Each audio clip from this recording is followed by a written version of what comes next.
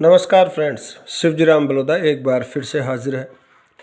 अपन जो राजस्थान का इतिहास की सीरीज चला रहे हैं उसमें आज अगला भाग 12वां भाग राजस्थान में धातु काल, पाषाण काल के बाद में धातु काल की बात करने जा रहे हैं। धातु काल को मुख्यतः राजस्थान के इतिहास के संदर्भ में हम दो भागों में बांटकर पढ़ेंगे, ताम्र पाषाण या ताम्र कांस्य काल, दूसरा भाग लोह काल। सबसे पहले हम बात करेंगे आज ताम्र पाषाण या ताम्र कांस्य काल की। तो ताम्र पाषाण या ताम्र कांस्य काल की प्रमुख संस्कृतियों में निम्नलिखित संस्कृतियां इस काल से संबंधित हैं। गणेश्वर, जो कि सीकर जिले में है और इसका समय है 2500 BC से 1200 BC।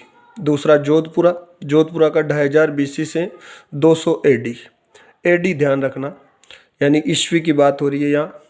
कालीबंगा 2300 से 2000 BC, आहड़ 1800 से 1200 BC, गिलुंड 700 से 300 BC, नोह 1200 से 900 BC। BC का मतलब बिफोर क्राइस्ट, यानी ईसा पूर्व। ये सब संस्कृतियाँ ताम्रयुगीन प्रमुख संस्कृतियाँ हैं। इस ताम्रयुगीन अन्य प्रमुख संस्कृतियों के स्थलों के बारे में भी देख लेते हैं। जाडोल एक स्थान है, ये उदयपुर जिले में है। पिंड पाडलिया ये राजस्थान के चित्तौड़गढ़ जिले में है। कुराड़ा ये नागौर जिले में है। सावणिया एक स्थान है और दूसरा स्थान है पूगल, ये दोनों बीकानेर जिले में है।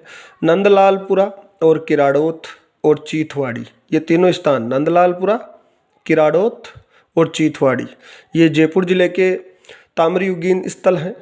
एलाना एक स्थान है, ये जालौर में है।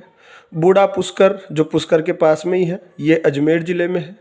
कोल माहौली ये एक स्थान है ताम्रयुगीन संस्कृति का ही, ये सवाई माधोपुर जिले में है। और एक स्थान है मलाह, ये भरतपुर जिले में है।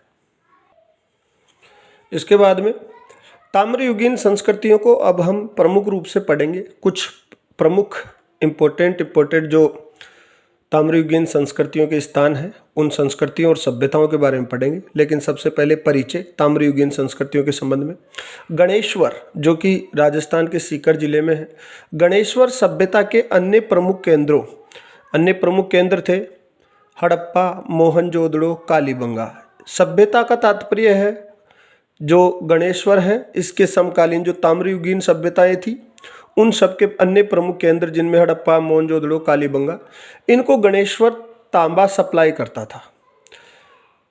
इसकी उपस्थिति यानी वर्तमान में इसकी लोकेशन खेतड़ी कस्बा, जिससे इन दिनों में तांबे का उत्खनन होता है राजस्थान में, तो इसके निकट अवस्थित थी। इसकी उपस्थिति खेतड़ी के निकट थी, तो इससे ये स्पष्ट कहा जा सकता है भाई ये इन केंद्रों को तांबे की सप्लाई करता था।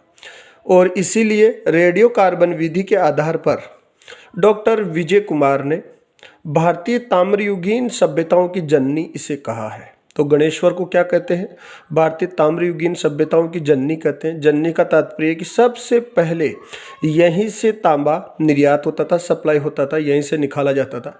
और इसको जननी किसने कहा है? डॉक्टर विजय कुमार ने। परिचय में बात करें ताम्रयुगीन सभ्यताओं के में, तो कुराड़ा जो स्थान है, कुराड़ा कहाँ है? नागौर में। तो कुराड़ा से प्रणाल युक्त अर्धे पात्र मिले हैं, जो कि राजस्थान की भारतीय पुरातत्व को विशेष देन मानी जाती है। यानी संपूर्ण भारतीय पुरातत्व की बात करें तो केवल राजस्थान से ये प्रणाल युक्त अर्धे पात्र प्राप्त हुए हैं। अब आगे बात करते हैं। मल्हा स्थान है भरतपुर जिले में, और मल्हा से ताम्र हारपून और तलवारें प्राप्त हुई है।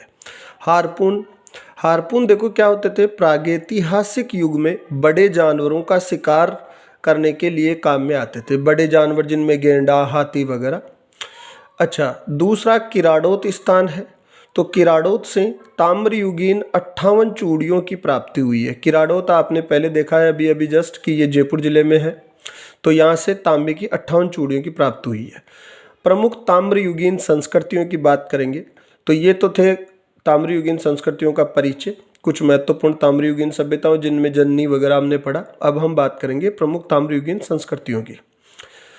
तो देखो सबसे पहले मनुष्य ने धातुओं का प्रयोग किस क्रम में किया, तो मनुष्य ने सबसे पहले तांबा धातु का प्रयोग किया था। यानी सबसे पहले किसका यूटिलाइज किया, किसका यूज किया, तांबे की धातु का। यानी तांबे की धातु के बने पात्र, बर्तन, हथियार वगैरह इन्होंने सबसे पहले धातुओं में काम में लेना शुरू किया। उसके बाद में मनुष्य ने तांबे के बाद में कांसे का प्रयोग किया और कांसे के बाद में अंत में उन्होंने लोहे से बनी वस्तुओं का प्रयोग करना शुरू किया। तो अब हम बात करेंगे जो ताम्र युगीन संस्कृतियाँ हैं, इनमें ताम्र कांस्य युगीन संस्कृतियों के बारे में बात करेंगे। तो इसके एग्जाम्पल है कांसे के संबंधित में सिंधु हड़प्पा सभ्यता, ये भी कांस्य युग की है, कांस्य काल की है। और इसके केंद्रों में प्रमुख केंद्र कालीबंगा की अब हम बात करने जा रहे हैं।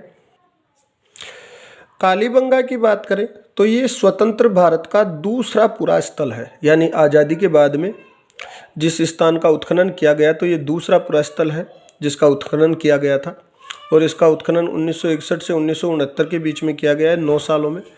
तो अब हम कालीबंगा के प्रमुख तथ्यों के बारे में बात करेंगे। प्रमुख तथ्य कालीबंगा के, सबसे पहले कालीबंगा का अर्थ क्या होता है। कालीबंगा का अर्थ होता है काले रंग की चूड़ियाँ। इसकी स्थिति कालीबंगा कहाँ है, तो ये सरस्वती या घग्गर नदी के बाएं तट पर हनुमानगढ़ जिले में स्थित है। तो देखो जहाँ पहले सरस्वती नदी बहती थी वहीं आज घग्गर नदी बहती है। अवशेष की बात करें तो यहाँ से प्राक या पूर्व हड़प्पा कालीन यानी हड़प्पा सभ्यता से पहले के अवशेष भी मिलते हैं, हड़प्पा कालीन सभ्यता के अवशेष भी मिलते हैं, एवं उत्तर हड़प्पा कालीन, या उत्तर का अर्थ होता है बाद में, यानी हड़प्पा सभ्यता के बाद में जो संस्कृतियाँ आई उनके अवशेष भी यहाँ से मिलते हैं। कालीबंगा के अन्वेषणकर्ता या खोजकर्ता कौन थे, तो ये थे अमलानंद घोष। और इन्होंने 1951-52 ईस्वी में कालीबंगा संस्कृति की खोज की थी। उत्खननकर्ता की बात करें, कालीबंगा के उत्खननकर्ता, खोज तो अमलानंद घोष ने की और यहाँ उत्खनन का कार्य किया B.K. थापड़, J.V. जोशी और B.B. लाल ने। और ये कार्य किया इन्होंने 1961 से 1969 ईस्वी में। तो 9 सत्रों में यानी 9 वर्षों में ये उत्खनन हुआ है, ये भी ध्यान रखना आप। सैंधव सभ्यता की इसको तीसरी राजधानी कहा है डॉक्टर दशरथ शर्मा ने। तो इतिहासकार दशरथ शर्मा ने इसको सैंधव सभ्यता की तीसरी राजधानी कहा है। भवन निर्माण, यहाँ कच्ची ईंटों से, प्रमुख रूप से कच्ची ईंटों से यहाँ मकान बने हुए हैं, इसलिए इस सभ्यता को कालीबंगा को दीनहीन बस्ती भी कहा गया है। कालीबंगा संग्रहालय राजस्थान सरकार ने 1985-86 AD में स्थापित किया है और इस संग्रहालय में आप वर्तमान में यहाँ कालीबंगा से प्राप्त समस्त वस्तुएं यहाँ देख सकते हैं।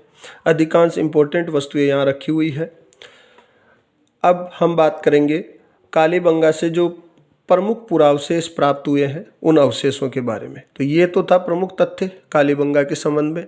अब हम बात करेंगे यहाँ से प्राप्त प्रमुख पुरावशेष। अवशेषों में यहाँ से एक दुर्ग प्राप्त हुआ है जो कि अधिकांशतः सभी हड़प्पाकालीन संस्कृतियों से प्राप्त हुआ है। यहाँ से बेलनाकार मुहरें प्राप्त हुई है। ये एक इम्पोर्टेंट विषय है कि ये मुहरें मेसोपोटामिया के समान दिखती थी। ये मुहरें कैसी थी? मेसोपोटामिया के समान। यहाँ से अलंकृत ईंटों का फर्श मिलता है, यानी जो फर्श बना हुआ था मकान का तो उसकी ईंटें कैसी थी? अलंकृत यानी कलरफुल थी। तांबे के बेल की आकृति यहाँ से मिली है। जुते हुए खेत यहाँ से प्राप्त हुआ है। और इसके अलावा एक ही खेत में एक साथ 2 फसलें, जिसको जैसे कि गेहूँ और गेहूँ के साथ चना भी बो दिया जाए या सरसों के खेत में चने का प्रयोग कर दिया जाए, सरसों और चना एक साथ, तो 2 फसलें एक साथ यहाँ से मिलती है। स्वास्तिक चिन्ह जो हिंदुओं का धार्मिक चिन्ह है, ऐसे वाला, ऐसे करके और ऐसे करके, ऐसे करके और ऐसे करके, ये स्वास्तिक चिन्ह होता है।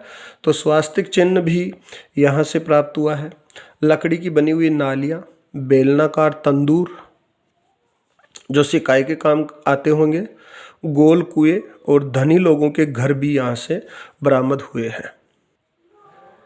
यहाँ से 7 अग्निवेदियाँ भी प्राप्त हुई है।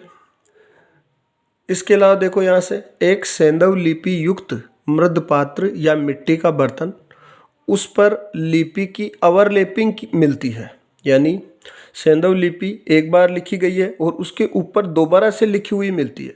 तो इससे इस बात के साक्ष्य मिल जाते हैं कि ये लिपि राइट टू लेफ्ट लिखी जाती थी, यानी दाएं से बाएं लिखे होने का प्रमाण है ये, क्योंकि यहाँ सेंधव लिपि पर एक मृदपात्र मिला है जिस पर लिपि के एक बार लिपि लिखी हुई है, उसके ऊपर दोबारा से लिपि लिखी हुई मिलने का साक्ष्य मिलता है। इसके अलावा यहाँ से मिट्टी की बेल की आकृति मिलती है, जिसकी प्रमुख विशेषता ये है कि आवश्यकता अनुसार इस बेल के सिर को यानी धड़ को, तो सिर को धड़ से अलग किया जा सकता था और उसको पुनः जोड़ा भी जा सकता है। तो ये यहाँ से बेल की आकृति मिली है कालीबंगा से। इसके अलावा कालीबंगा से 6 छेद वाले बच्चे की खोपड़ी मिली है, और 6 छेद का तात्पर्य है कि ये बच्चा बीमार होगा और उसका इलाज किया गया होगा। ऐसा अनुमान लगाया गया है कि इससे मस्तिष्क शोथ बीमारी को ठीक करने का प्रयास करने का अनुमान लगाया गया है। यहाँ से गुलाबी मृदभांड भी प्राप्त हुआ है, जिन्हें सोती मृदभांड भी कहते हैं, क्योंकि ऐसे पात्र सर्वप्रथम सोती से ही मिले हैं। तो ये गुलाबी मृदभांड को सोती मृदभांड भी कहते हैं, जो यहाँ से प्राप्त हुआ है। ध्यान रखिए, सोती स्थान बीकानेर में पड़ता है। यहाँ से समाधान के साक्ष्यों की बात करें तो समाधानों की 3 विधियों का जिक्र यहाँ से मिलता है कि समाधान के 3 विधियाँ यहाँ प्रचलित थी, 3 तरीके प्रचलित थे। पूर्ण रूप से समाधि कर देना, आंशिक रूप से समाधि कर देना और दाह संस्कार, जो कि हिंदुओं में प्रचलित है और समाधियाँ मुस्लिमों में प्रचलित है। तो यहाँ से 3 तरह के समाधान की विधियाँ प्रचलित थी। एक नोट है यहाँ से युग्म समाधान, युग्म का मतलब है पुरुष और महिला को साथ साथ या दो व्यक्तियों को एक साथ समाधान, एवं प्रतीकात्मक समाधान के साक्ष्य भी मिले हैं। प्रतीकात्मक समाधान का तात्पर्य है कि मनुष्य के शव की जगह उसके प्रतीक के रूप में किसी को दफना लेना। इसके अलावा कालीबंगा से दोहरे परकोटे एवं भूकंप के प्राचीनतम प्रमाण भी प्राप्त हुए हैं। तो साथियों, आज के लिए इतना ही था। कालीबंगा संस्कृति और सभ्यता पर आज प्रमुख रूप से बल दिया गया था। इसके महत्वपूर्ण और जितना भी निचोड़ हो सका मैंने इन तथ्यों में डालने की कोशिश की है। देरी के लिए क्षमा चाहेंगे, और पिछले वीडियो को दर्शक प्रेम आप लोगों के द्वारा किया गया, इसके लिए धन्यवाद। वीडियो लाइक हो तो प्लीज़ इसे आगे बढ़ाएं। अब डिले जैसी चीज़ें नहीं होगी। दोबारा से देरी के लिए क्षमा चाहेंगे। काफ़ी व्यस्तता थी और व्यस्तताओं में से समय निकाल पाना संभव नहीं था। फिर भी मुझे पिछले वीडियो की लोकप्रियता ने ये प्रेरणा दी कि हमको ये इतिहास सीरीज जारी रखनी चाहिए। दोबारा से कोशिश ये करेंगे कि ऐसा नहीं हो। आप सबके प्रेम के लिए पुनः धन्यवाद। ये वीडियो पसंद आए तो इसे भी लाइक कीजिएगा, शेयर कीजिएगा और चैनल को सब्सक्राइब कीजिएगा। धन्यवाद। जय हिंद।